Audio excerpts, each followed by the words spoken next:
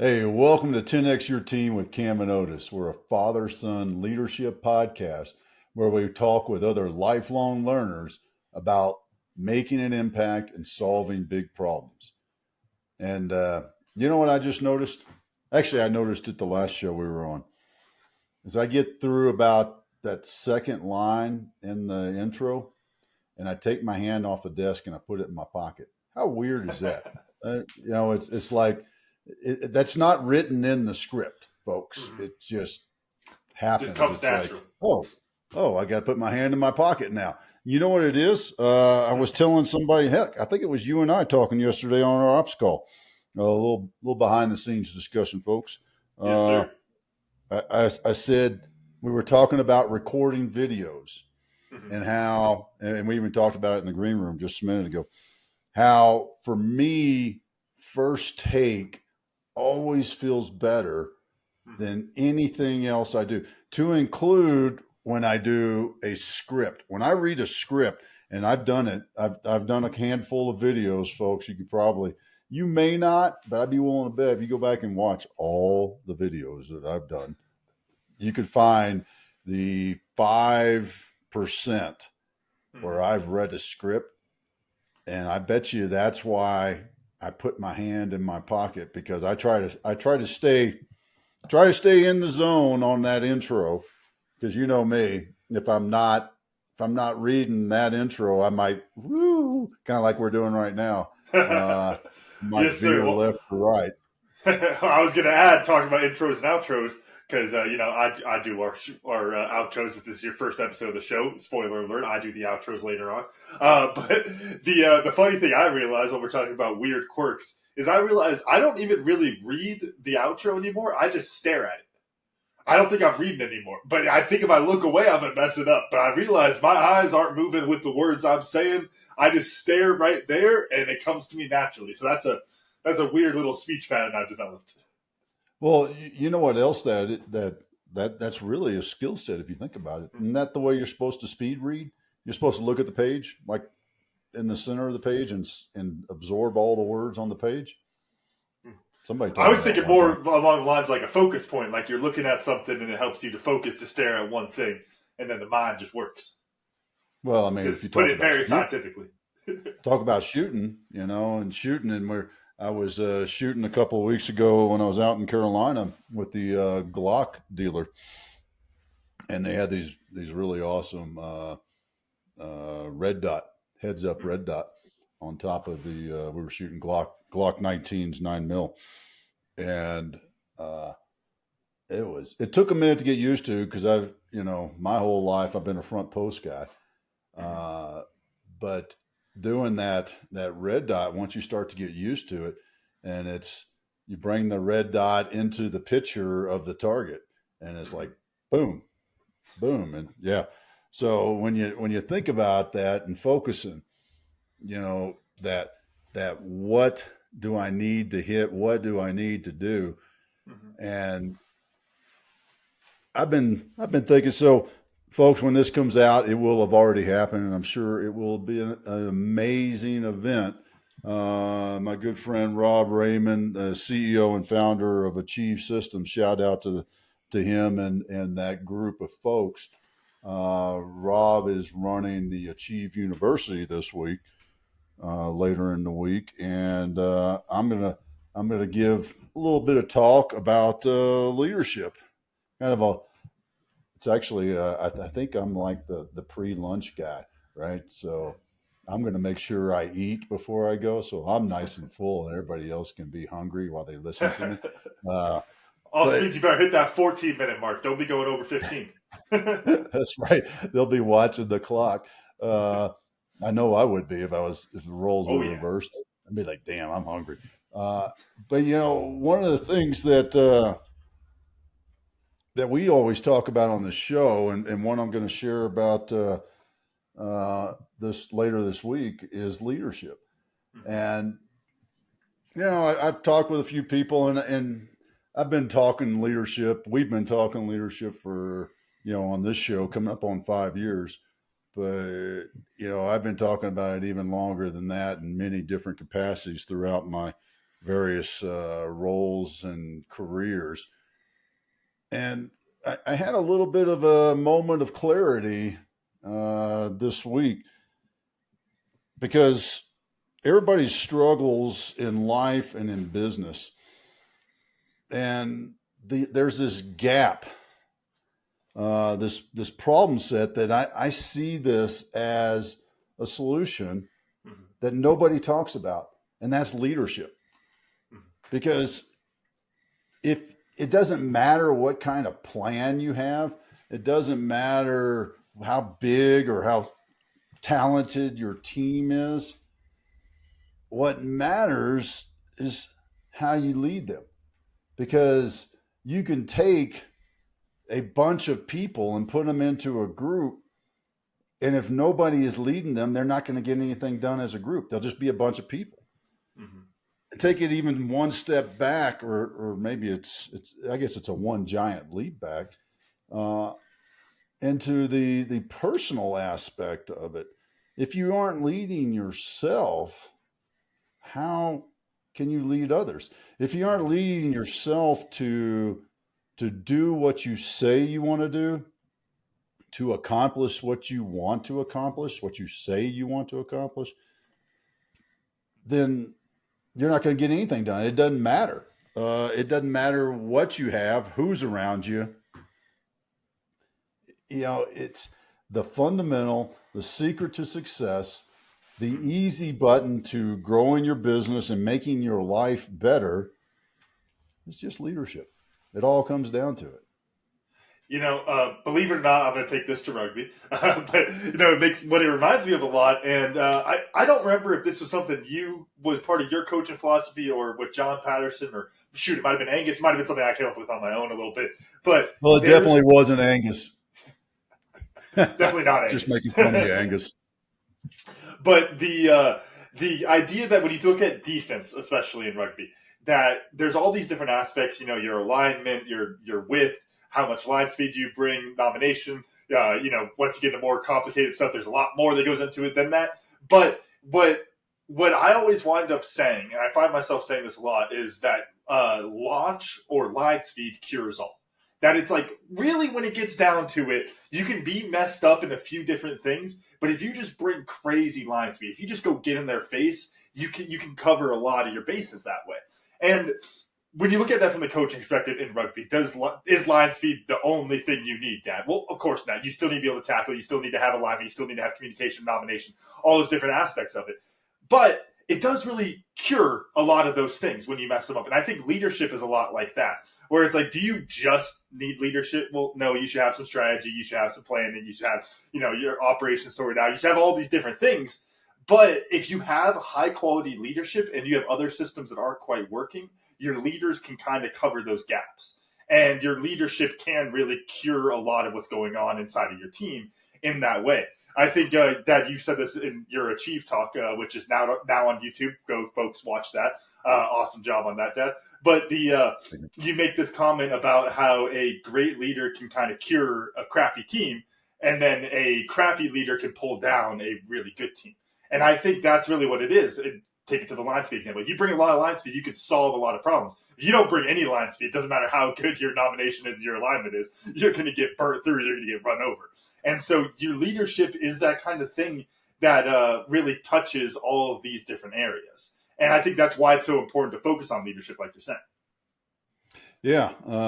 And, you know, you open the door. Now I want to step into leadership on the pitch, because, you know, folks, if you don't know rugby, one of the greatest things about rugby that I believe, besides it just being physical teamwork and strategy on the pitch, between the touch lines, if you will, is the fact that it is between the touch lines. Once that first whistle blows, the coach is standing on the sideline, although it appeared that the UCLA coach might have violated that. I was going to say, I don't think I'm supposed to comment on that, but I knew what you were talking about. I can say whatever the hell I want, you know, because I'll call that out. But that's okay. You know, we all have our own integrity, and we have to look at ourselves in the mirror. Can I just say on that, because this is always my perspective with those kind of things too, is like, how much coaching are you really doing out there anyway? Like, that's kind of the whole, like, you could talk to the kids at halftime for 5 minutes and they only remember one thing you said. What do you really think you're accomplishing out there anyway? Let the boys play. But anyway, that's my soapbox moment. Well, and that's what I'm getting to. That's the beauty of rugby. Really, that is the beauty. It is a true game of leadership, because as the head coach, your job is to prepare them to go out and execute. Mm-hmm. And once you let them go, and this, I think this is another reason that Jimbo and I love the game so much, because it reminds me of being an SF guy. I spent all this time preparing for a mission. You know, we used to do a 96-hour planning sequence, which was, the amount of detail that we put into an ops or an operation and planning was unreal. If you think about it, it was 96 hours. And then we'd get more information. We'd brief the boss. He'd give us more guidance. And just right up to the point. And then, as a matter of fact, I was talking about this last night with a friend of mine. He was talking about, flying, and this, they call it a VR1, which translates to a point of no return on takeoff. Well, in SF, we always had, on infiltration, we always had a point of no return. In rugby, you have a point of no return where you can no longer say anything and do anything. And that's that first whistle. Right? It's even before the first whistle. It's probably right around national anthem time, where that's the point of no return. They are doing what you said, what you spent the last week, the last 96 hours preparing them to do. Mm-hmm. And they have to lead on their own. That's why I think it is so similar to an SF operation, because you spend all week, 96 hours. Y'all probably don't train 96 hours. You spend that pre-mission, pre-game workup mm-hmm. to that point, and then they cross the point of no return. They step onto the pitch. It's game on for them. They have to take ownership. They have to lead. But you, as the coach, have to be in that mode of, I trust them to perform. Mm-hmm. I trust them to make the decisions because I've prepared them the best that I can. Now it's on them to do it. Yeah, I think 100%. And then the other piece there from the leadership component is like recognizing, and I think this applies outside the rugby context, you take it into business, but it's just recognizing like the limitations of your leadership. Where are you effective? Where do people want to hear from you? All those kind of things. Because you need to recognize, in a business, for instance, if you have your team of, 10 people that you're,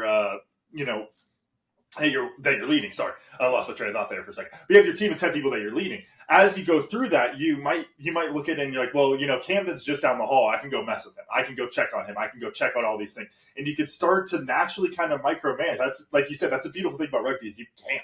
I literally can't on the sideline. If I'm sitting there yelling on the sideline as a coach, it doesn't do me any good. That's why if you ever hear me yelling, it's usually really simple, kind of stupid things like, hey, calm, hey, watch it. And just things like that, because it's like they're busy. They got all the other stuff. You got to let them make those decisions. And the same thing goes with your team inside of the business, that 10-person team. You want to give each of them their, lane of operation, their right and left, oh my gosh, barrier. Sorry. I'm not doing great with words. Limits. There we go. They're left and right limits, and you give them the freedom to operate inside of that space. And when you do that, then you could, one, be free to go do your job, working on the higher level things, whether you're a rugby coach or a CEO. That's always a really important aspect. But then, so it gets them, kind of develop that maturity inside of their position. And that's the maturity that they need to get good at their job, to innovate inside of their job and all those kind of things. But if you as the leader are constantly trying to manipulate what's going on there, trying to micromanagement, it's not going to work out. They're not going to learn that. And, take the rugby example to really round it out there. If you are a coach who's constantly trying to pull the strings from the sideline, your players never learn how to do it themselves. If you're calling every play, being a football coach out there on the rugby sideline, which you don't see very often, thankfully, but you do see people doing that, who are trying to pull every little string and coordinate every little movement that the team is doing. One, they're losing their voice because they're just yelling the entire freaking game. But then two, the players might function inside of that system because they have the coach telling them everything to do, but they never learn how to make those actual decisions. switch it back to the business setting. You want to go on vacation. You want to go to Cancun for 2 weeks. Now you have to constantly micromanage while you're in Cancun because you never give them the ability to be free and to go do their own job. Those 8-hour work days, or let's dial that down. Let's say 7-hour work days, 30 minutes you can meet with them before, 30 minutes you can meet with them after. If that's your leadership and you're letting people just run with that, that's your test run to build up the patterns and the systems that they need in order for you to be able to take time, whether it's time away from the business or time working on the business, which is the thing that the team needs from you to be the most effective there. Yeah, and I'm gonna bring it back to special forces. Something we've dealt with. I started dealing with it towards the end of my operator career, which was the micromanage, because the technology reporting requirements became so good and frankly so quick and so fast that the autonomy that we had, even 3 or 4 years before that, where it was every 24 hours I would send a sit rep, and then I just went and we did what we knew was right. There's a lot of similarity to that too, because who understood what was truly going on better? Me, the guy on the ground who has that interaction, that personal interaction with the client, the bad guy, the opposition, whatever scenario you want to talk, who has the better understanding? Me or the guy back in the rear who may have done it once or twice in a certain environment, in a certain situation, but he ain't right there. He's not the one with the eyes on it, not the one who feels it, senses it, and is living it. That's the differentiator. And as a business, as a CEO, yeah, you built the business from scratch, Mr. Founder. But you know what? Since you hired that guy, it's not the same. One of my favorite Stoic quotes, Heraclitus.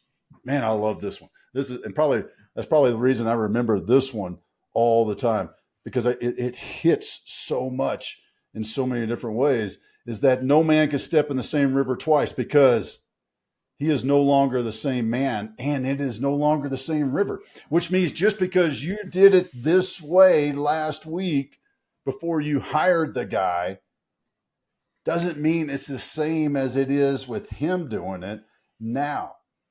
Right? That situation, that integration, that operation, the conversation, the sales pitch, the solving the problem for the client, the interaction with the client, it's different because the client is not the same person. Even if your widget is exactly the same. And by the way, the guy you put in that position is not the same as you. And even if it was an hour ago, it was an hour ago. It's all changed. It cannot be exactly the same. And that's one of the things, even bringing it back around to rugby. The boys on the pitch, yeah, if I'm a coach, at the top level and I'm sitting up in the press box and I've got the bird's eye view and all that, yeah, I can see, but I cannot feel. And there's a difference in a leader being able to feel what's going on. And that brings us back around to the trust factor too, because as the leader, did I prepare my team? Did I train that guy properly? And if I did, then I should be able to trust him. If I didn't, then it's my fault. I'm not trusting myself to train him. How many business owners have I talked to over the years that when they hire somebody, they just hire them and say, well, you're a sales guy, go do it. Go sell. You're an operations guy. Go operate, right? Go manage. You're the manager now. Manage, right? There's your KPI. Manage. And man, it is so, I say that in jest, but good grief, it is so true. It's such a true factor that I think so many founders screw up because they know, they got part one right. I can't do it all. Part two, since I can't do it all, I'm going to hire somebody. And I'm going to hire somebody who's the guy that, the expert in that role. then just tell them to go do that role. Yeah. They never get part 3 right. Happens all the time. Yeah, and I think kind of bringing it back to, the first piece of this conversation, like the leadership cures all. I think that's where it gets really interesting because, we talk about with Tribe and Purpose of developing a team of leaders, having these different leaders throughout your team. And what that really means is that you get these same kind of perspectives, these same kind of drive, the same mindset really from these different people throughout your team. And, we talk about it curing all. It's because if you have a marketing problem, let's say a department of 5 people, and there is a leader inside of that department, they're going to diagnose that problem. They're going to come up with solutions for that problem because you're giving them the tools that they need in order to do that. That's what a great leader does. Leadership is not marketing, but leadership can fix your marketing. And there's a slight difference there. Same thing goes in any other area of your business. Whatever that department is, they know their department. They are the experts, kind of like you're saying. But what they need a lot of the time is a leader to come kind of move things around, get things working in the right direction, have that problem-solving ability in order to help get things aligned the way that they need to be. When you have different leaders throughout your team, you get that alignment on every level, and that's what comes together to make a great organization. I know I'm preaching to the choir on this one, Dad. But to take the rugby example there, it's the same thing you see in, you have the coach who is the head coach who is the leader of the team. Then you have your captain who is, or really the head coach, I guess you would say almost the leader of the organization. It's probably a better distinction there. Then the captain is the leader of the team. Yeah, the CEO. They're the CEO of the exactly. Yeah. And then the captain is the leader of the team. And inside of that, then you have your forwards and your backs. And you have your split there, usually a captain in each one. And then in each one, you have these position groups. And there's going to be a leader inside each one of those position groups. Every time that you keep drilling down like that, if you have a leader there, then that means that they have that problem-solving ability to keep fixing these things there. To take just a quick, this is a very inside baseball rugby thing to say, so non-rugby people, sorry, maybe skip forward 15 seconds. But if you look at a scrum, and let's say your second row is up too high, they're not tight enough, there's all these things. Well, I, as the coach, can go fix that. The captain can go fix that. The leader of the forwards can go fix that. Or if you get really down to it, one of those 2 guys should be a leader and should go, hey, man, we're not doing our job. We need to get down lower. We need to get our knees to grass, those kind of things. That's what that culture of leadership does. And that's how leadership cures all when we said that earlier. It's not that all you need is leadership, but when you have effective leadership, they find ways to improve the system and they're going to fix these other things. Oh, yeah. Well, and never forget this fact that great leaders make great followers. Mm-hmm. The best people, the people that I've worked with over the years that have been the best team members, as they grew into leadership roles, they were also the best leaders. And you said something that I think is, I'll throw it back to basic Army stuff. Heck, it even goes back to basic core cadet stuff at Texas A&M. If there's more than one of you is in charge. Mm-hmm. You think about that. You could even implement that on the rugby pitch, right? I mean, at college, heck, even in the pros, you could probably do the same sort of thing we used to do in the military. Well, what's your date of rank is what we would play, because it's like, well, I don't really want to be in charge. I want him to be in charge. But guess what? My date of rank is, I signed my enlistment papers 2 days before you. So now I'm senior. And that's quite literally how the Army can work. But that's how you define it, right? Somebody has to be in charge, because if somebody ain't in charge, ain't nothing getting done.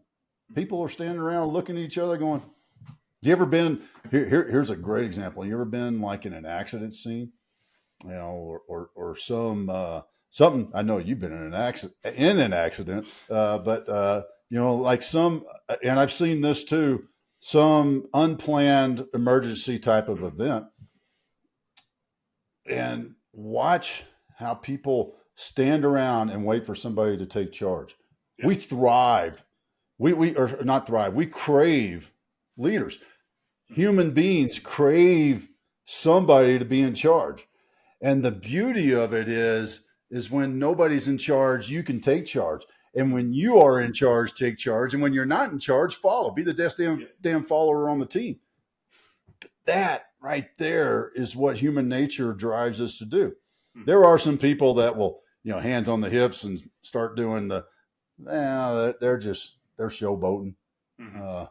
They're not truly, it's the true leader is the one when the shit hits the fan, grabs a shovel and starts digging.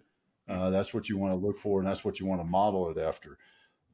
So when you think about that, and even in your business, you could take your business, and we used to, having Ranger School flashback where the entire patrol of 20 of us, we had to put what's the chain of command, and we had to go all the way down to all 20 of us, and poor Joe Snuffy. I'm like, well, I guess I'm the last one. If nobody else is alive, I'm in charge.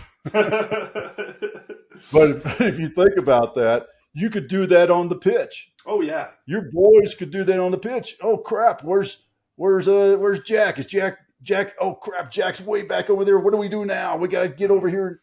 I'm in charge, and everybody knows this is how it's set up. Then you have leadership. Do the same thing in your business. You don't have to have this massive team, but man, you should know. Here's the hierarchy, and I'm in charge now. It's the oh man, here's a flashback. I just drew a blank on his name. Marine Colonel. The Marine Colonel who was like the military advisor to President Reagan, and that was when President Reagan got shot. The vice president was like out of the country or something like that, and the whole it's a big. Joe Quayle was the vice president. He was out of the country or something like that. And the colonel, the Marine, actually, I think he was a Marine lieutenant colonel at the time. Marine lieutenant colonel steps up and goes, I'm in charge here. But you know what? God damn it. Nobody else was taking charge. He gets made fun of and will get made fun of forever because of that. But damn it, there was a void and he took charge. Probably not the right decision when we talk about in the presidential line of secession. However, he skipped a few steps. He saw the void though and said, "God damn, this situation somebody needs to take charge and get things going. I'm taking charge like a good Marine." Yes, sir. Yeah, no, I think there's as silly as that can be, and as much as we might want to make fun of folks like that, they serve a purpose inside the team. I can think of, and that actually, I don't want to pick on anyone I've coached, and so I'm going to throw this over to you. I'm going to be vague here. I'm going to throw it to you because I'm sure you have an Army example for it. You're going to teach me a new term like good idea fairy, but for this type of person, which is the person who knows the leadership stuff, like knows the book, but is like not in command of the team at all. Like socially speaking, like you might be able to be like, hey guys, we all need to do X, Y, Z. And it might be exactly what myself as a coach is thinking, but god damn, nobody wants to hear from you. Like, and now is not the time. It's like that type of person. I don't know. I want to throw it over to you because I think there is a purpose served from that person because you still do need somebody doing that. Whenever I've had that kid on a team, I'm always like, all right, hey, quiet down now. I'm back. Let's handle these things. But, thank you for filling the void there. But you still need those folks, right, Dad? Yeah, if they're the right people, right? As long as they know to shut up when the leader comes back in. Well, and not just that. Do they have the respect? Have they earned the respect of their teammates? Mm-hmm. And is this person a spotlight ranger that like, oh look, an opportunity for me to be in charge? And they go, yes, I'm in charge. Nobody else is taking, the coach is gone, the captain's gone, I'm in charge now, right? Well, that works, and you can be in charge if you've earned it. Mm-hmm. There's a difference. That is earned leadership, vice title leadership. So the military is great because it's very clear and delineated in the who's in charge, right? Very clear hierarchy of rank, and it's on your collar or your shirt or wherever the hell it is now, your hat. The rank is very obvious. You know who's in charge. And if there's three of you the same rank, like I was talking about earlier, you're all privates, then everybody's taught very early on that somebody's still in charge, right? That's one thing. On a rugby pitch, when you get into that sort of situation, or even a rugby team, and you talk about practice or a business and you talk about that situation, the guy that's never done anything, just kind of been the talker, tries to take charge, it's never going to work.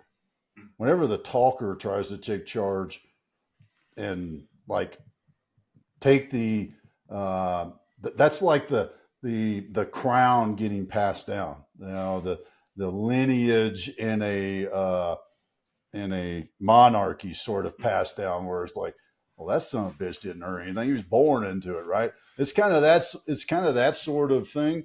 Not to say that there aren't great people born into those positions, but there's a lot of shitty people born into those positions. And that's kind of what that person is like, well, look at me. Hey, guess what, boss? I took charge and I did that. That's a spotlight ranger, right? They're only performing when the spotlight, think on the stage sort of thing. They're only performing when the spotlight is on them. Yeah. Not good. Well, what that makes me think of, and I think there's an interesting bit there of knowing the book of leadership is kind of the way I introed it. Like, they know the buzzwords type of thing. They know, to take the Grizzlies joke of, they know to say communication as the answer for things. Hey, we got to communicate better and all that kind of crap. Like, they know those things. But I think, to your point, a good leader recognizes for lack of a better way to put it, I don't know if this would be the right term, but that's what's coming to mind, is they recognize the social capacity of their leadership, the social cues of their leadership. If you are a good leader, you should be able to recognize that nobody wants to hear you talk right now. It's that, like, if you're that guy in the group, that spotlight ranger, like you said, who is like, oh, now's the time for me to step up. As soon as you start talking and the mood doesn't go, oh, there it is, you should be able to recognize, hey, this is not the spot for me and I need to step back from it. And I think, to that same point, a really good leader knows when it's their time to lead and when not to, whether it's by rank or not. I think we've been talking a lot of rugby today, so I'll use another rugby example. Why not? It's a good leader I could think of, just this past weekend, coach playing against UCLA in the second side game. One of the things that happens, and I've noticed different coaches handling this differently, different guys I've coached with, different people I've been coached by. It's how do they handle the halftime talk? And it's some people come in and it's like, hey, here's my things, boom, boom, boom. I'm going to talk this whole time, and then we're going to send it. Some people, I think you were more hey, fix A, B, C, turn it over to the captains, let that go. The way I found it is I walk in and I'll let them start talking. And it's like, I'm basically, literally, usually pulling out my list of notes I've made during that first half and going, all right, check that. Yeah, no, you covered it. Hey, guys. Good. I'm happy. And it's that recognition of, yes, as the leader, I still need to monitor what's going on. I need to make sure I'm managing the trajectory of the team, the morale, all those different pieces. But recognizing, does that need to be me right now?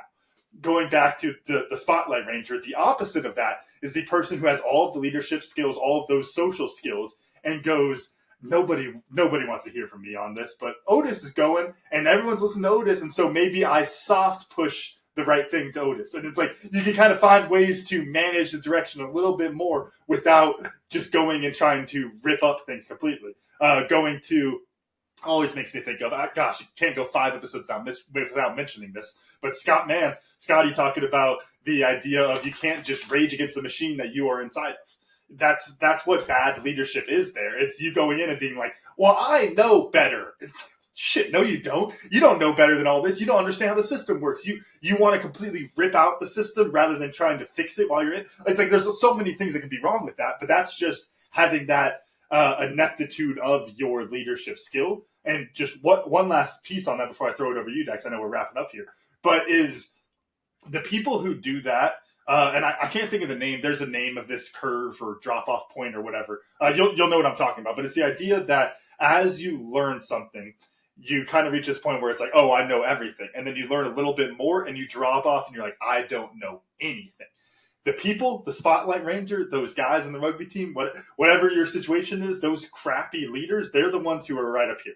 They think they know everything, and that's why they're talking so much. The people who know to keep quiet because they don't know everything, those are the right folks. Those are the good leaders goes back into reluctant leadership and all that kind of stuff. But that's a whole another rabbit hole for us to start, earlier in the show next time.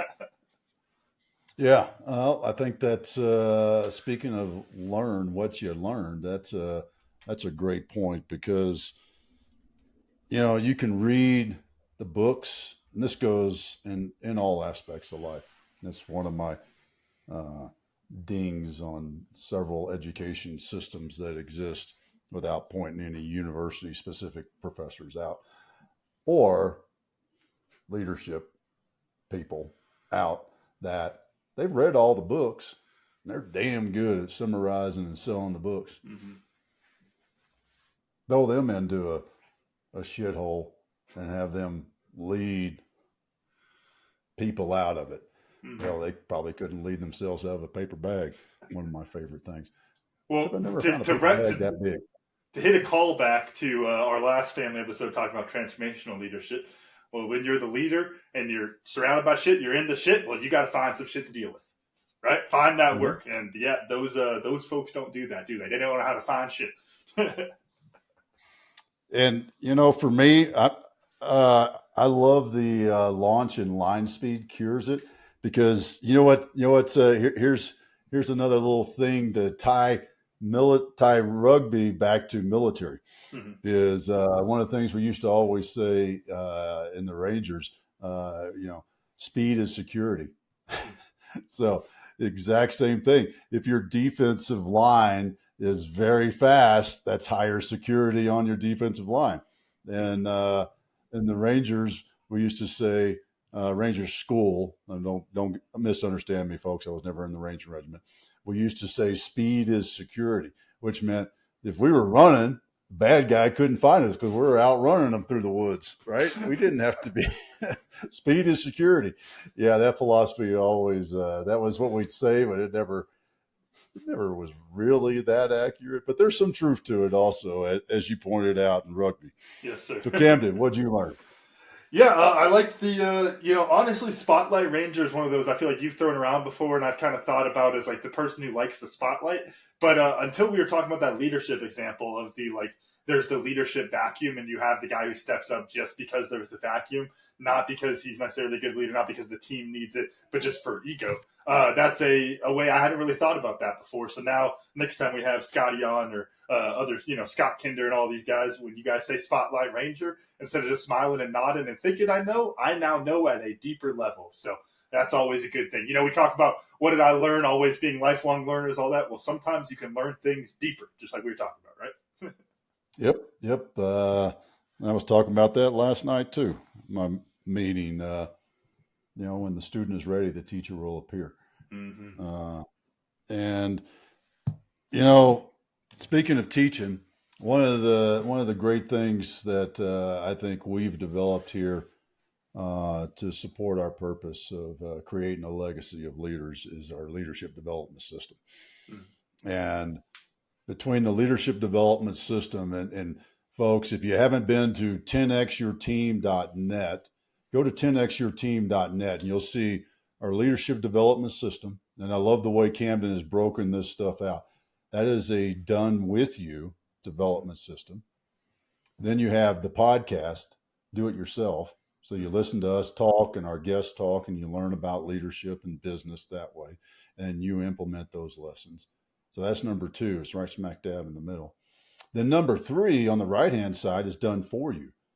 And that's our new line of business that we are providing fractional chief operating officers to small businesses, because we will come in there to your business and help you get organized, develop the processes, get back in control of the culture of your team to launch you to that next level of growth in your business. And those 3 things are right there at 10xyourteam.net. Mm-hmm. And you know what? If you ain't sure which one's right for you, just schedule a call with me or Camden. Click that button that says schedule a call right at the top of the page. Mm-hmm. And that we'll help you. We'll help you walk down that path and figure out how we can help you have that greater success in your life and create that legacy that, you know what? We all want to have. So that's 10xyourteam.net.